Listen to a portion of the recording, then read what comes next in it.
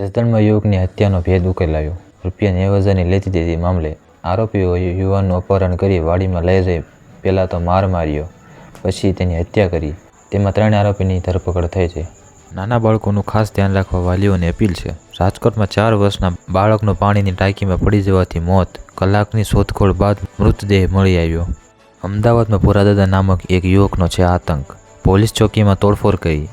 ગીતા મંદિર ST bus stand police ચોકીના દરવાજાને લાતો મારીને બોલ્યો, બહાર આવો તો ખબર પડે। નકલી વિઝા બનાવતા હોય તો ખાસ ચેતી દેજો। અત્યારે નકલી વિઝા પણ બનાવવામાં આવી રહ્યા છે। સુરતનો પીસીબી અને એસઓજી સંયુક્ત કાર્યવાહીમાં અડાજણ વિસ્તારમાંથી પ્રતીક શાહ નામના વ્યક્તિની ધરપકડ કરીને નકલી વિઝા બનાવતી ફેક્ટરીનો પર્દાફાશ કરવામાં આવ્યો છે।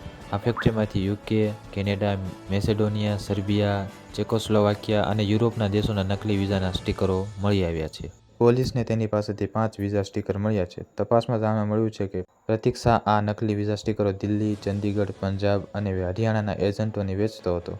આરોપી પ્રતીક શાહ સામે આ પહેલા પણ ગુના નોંધાયા છે અને 2017થી અત્યાર સુધીમાં તેના પર કુલ 12 ગુના દાખલ થયેલા છે। રાજકોટના નાણાવટી ચોક વિસ્તારમાં આવેલી આવાસ યોજનામાં એક હૃદયદ્રાવક ઘટના બની હતી, જ્યાં 4 વર્ષના માસૂમ બાળકનું ખુલ્લી પાણીની ટાંકીમાં પડી જવાથી કરુણ મોત નીપજ્યું હતું। એટલું જ નહીં, આ અંગેની જાણકારી એકાદ કલાક બાદ પરિવારને જાણ થઈ હતી। આજ માટે આટલું। જો તમને વિડીયો ગમ્યો તો વિડીયોને લાઇક કરી દેજો, ચેનલને સબસ્ક્રાઇબ કરી બેલ આઇકન ઓન કરી દેજો। મળીએ નવા સમાચારની અપડેટ સાથે। ધન્યવાદ।